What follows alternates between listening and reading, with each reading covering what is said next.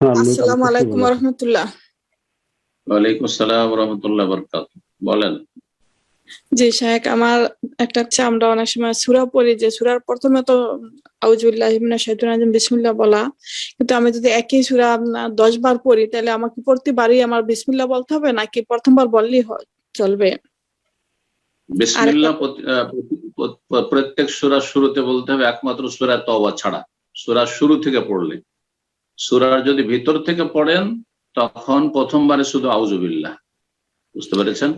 জি, যদি কিন্তু আমি আমি যদি মনে করেন সূরা ইখলাস, ওই যে আল্লাহ আল্লাহ রাসূল সাল্লাল্লাহু আলাইহি ওয়াসাল্লাম বলছে সূরা যে ইখলাস 10 যদি বার সূরা। বারবার পড়েন বিসমিল্লাহ পড়বেন, কারণ বিসমিল্লাহ সূরা প্রথমে রয়েছে, প্রতিবার পড়বেন। জি, জি, জাযাকাল্লাহ খায়রান শায়েখ, আমার ফ্যামিলির জন্য দোয়া করবেন খাস করে। আল্লাহ হেফাজত রাখে, আল্লাহ ভালো রাখে, আল্লাহ নেক হায়াত দান করুক আপনাদের সবাই। জি, আসসালামু আলাইকুম রাহমাতুল্লাহি ওয়া বারাকাতুহু। শেখ নিউ ইয়র্ক থেকে ওয়ালাইকুম বলছিলাম। আসসালাম ওয়া রাহমাতুল্লাহি ওয়া বারাকাতুহু। বলেন। জি, শেখ আমার জন্য দোয়া করবেন। আমি ওই যে হালাল রিজিক সন্ধান করতেছি। তো আমার আমার তো এখন আল্লাহ সহজ প্যান্ডামিকের জি জি জি আমার প্যান্ডামিকের জন্য আমার মানে কাজের প্লেসটা আপনার বন্ধ। তো আমি চাচ্ছি হালাল রিজিক সন্ধান করব, এখন বের হব। এখন আমি যদি মানে আল্লাহ না করুক আমি হালাল রিজিকের সন্ধান না পাই, তাহলে আমার একটা যে কাজের যেখানে আমি কাজ করি সেখানে খাবারের সাথে পর্ক মিক্সড হয় কিছু কিছু খাবারে। তো আমার দায়িত্বটা হইলো খাবার। জি, কি জিনিস এটা?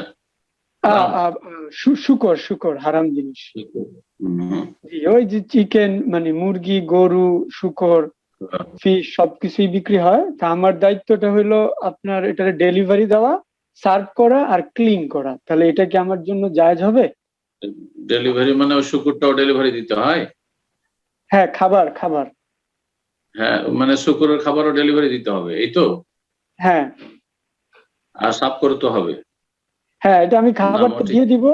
জি, এবং আবার আমার ওইটা আবার না, জায়েজ নয়, জায়েজ নয়, জায়েজ নয়। আপনি আপনার প্রশ্নে যে বললেন একটি কথা, যে যদি আমি হালাল না পাই তাহলে যদি এরকম করি, এই যে হালাল না পাই বললেন, এটাই আল্লাহর ওপর আস্থা ভরসায় আপনার দুর্বলতা, এবং এটি হচ্ছে আল্লাহ সম্পর্কে সুধারণা পরিপন্থী বিষয়।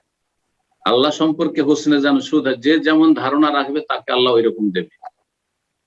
জি, আপনার ইমানটাকে আরো মজবুত করার প্রয়োজন রয়েছে। আমি কখনো এই কথা বলবো না যে আল্লাহ যদি আমার জন্য হালালের রাস্তা না খুলে তাহলে কি করবো। অবশ্যই করবেন, কেন করবেন না? ইয়াকিন থাকতে হবে। আপনি যখনই নেগেটিভ ধারণা আল্লাহ সম্পর্কে, আল্লাহর কাছে কোনো অভাব আছে নাকি? এমন কোনো অভাব নাই। কোথা থেকে আল্লাহ রিজিক দেবেন অকল্পনীয়, কল্পনা করা যায় না। কিন্তু আপনার ইমান এখান থেকে দুর্বল, যে আমি চেষ্টা করে দেখবো, যদি ব্যর্থ হয়ে যায়, হালাল না পাই, তাহলে আর কি করব, লেগে যাবো রেস্টুরেন্টে, যেখানে করে হারাম কাজ করতে হচ্ছে। না না না না, এই কথা আমি চিন্তাই করবো না। একজন মুমিন কখনোই কল্পনাতে নিয়ে আসবে না যে আমি খেতে পাবো না তখন হারাম খাবো না। অবশ্যই আমার জন্য আল্লাহ ব্যবস্থা করবে।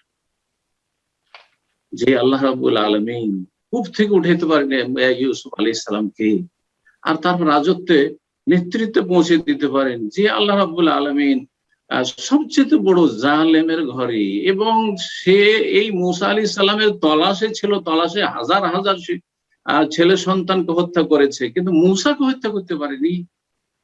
সে আল্লাহ আমাকে আপনাকে খেতে দেবে না। যে আল্লাহ মুসা আলাইহিস সালাম 7 দিন ধরে নিজেকে বাঁচাবার জন্য, আত্মরক্ষার জন্য ফেরাউনের জুলম অত্যাচার থেকে না খেয়ে অনাহারে গিয়ে পৌঁছেছেন শুআয়বের ওইখানে, আর তারপরে বিনা পয়সাতে কূপের পানি উঠিয়ে দিলেন, তাদের কাছে কিছুই চাইলেন না, কিন্তু আল্লাহর কাছে এসে দোয়া করলেন। ফালাম্মা তাওয়াল্লা ইলা যিল্লিল, ছায়া, গাছের ছায়া এসে একবারে ক্লান্ত হয়ে পড়েছেন। চিন্তা করেন 7টা দিন না খেয়ে থেকে, আর তারপরে বালতি ভরে ভরে কূপ থেকে পানি উঠিয়ে ওই দুই মেয়েটির কাজকে হালকা করে দিলেন, তাদেরকে কাজ করতে দিলেন না, আর তাদের বকরি ছাগলকে পান করিয়ে দিলেন ফ্রি। চাইতে পারতেন পয়সা, যে তোমার আমাকে পারিশ্রমিক দাও, আমি খাই নাই। ওদের কাছে না চেয়ে রবের কাছে চাইছেন, আল্লাহ আমার জন্য যে রুজি কল্যাণ নাজেল করেছে, দুনিয়াতে তো আছে আমার রুজি, সেটার আমি মুখাপেক্ষী হয়েছি, আমার দরকার, আল্লাহ তুমি ব্যবস্থা করো। ছোট্ট একটি দোয়া করেছেন। আল্লাহ থাকার জায়গা দিলেন, খাবার দিলেন, যুবক মানুষ স্ত্রীও দিলেন। চিন্তা করেন, আপনি অবাক হয়ে যাবেন। আপনি কোরআনে কারিমে এই সমস্ত শিক্ষা রয়েছে, কিন্তু আমাদের ইমান ইয়াকিনে দুর্বলতা রয়েছে। কেন এই কথা চিন্তা করবেন যে আল্লাহ দেবেন না? মোটেই না। বরং আল্লাহকে বলবেন আপনি যে আল্লাহ, আমি না খেয়ে মরে গেলে আমি হারামে যাব না, আল্লাহ তুমি দাও, অবশ্যই আমার জন্য হালালের রাস্তা খুলবে। কেন খুলবেন আল্লাহ রাব্বুল আলামিন? হ্যাঁ, যখন আপনি আপনার ইমানে আর একটা দুর্বলতা আসবে যে না, আমি যদি হালাল রুজি করি তো দিনে $50, আমি যদি হারাম করি তো $200, তাহলে আমি 50 টাকা কেন থাকবো, $50 কেন থাকবো, $200 করবো। তাহলে আল্লাহ দেবেন না, তাহলে আল্লাহ দেবেন না। কিন্তু আল্লাহ না খায় মারবেন না। যে $50 ইনকাম করে সেও খায়, সেও কিন্তু অনাহারে মরে যায় না। কিন্তু $200 $300 ওয়ালার মতো যারা বেশি পয়সা, তাদের মতো ভোগ বিলাস করে খায়।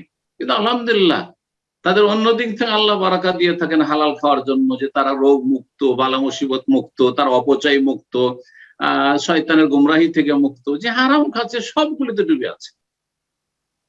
আশা করি বুঝতে পেরেছেন। সুতরাং ইমানকে মজবুত করতে শিখুন, আল্লাহর উপর তাওয়াক্কুল ভরসাকে মজবুত করতে শিখুন, আল্লাহ সম্পর্কে সুধারণা রাখুন যে আল্লাহ আমাকে পয়দা করে, সে আল্লাহ আমার জন্য প্রত্যেকটা রিজিকের ব্যবস্থা রেখেছে, আছে, আমাকে তলাশ করতে হবে। আল্লাহ যেন তৌফিক দান করে এবং আল্লাহ যেন সহজ করে দেয়। জাযাকুমুল্লাহু খাইর। আল্লাহ আপনার রুজিতে বরকত দান করুন এবং এরকম যে কোনো মুসলিম ভাই বোন যারা ভালো মানুষ, আল্লাহ তাদের হালাল রিজিকে বরকত দান করুক এবং হারাম থেকে বাঁচিয়ে রাখুক।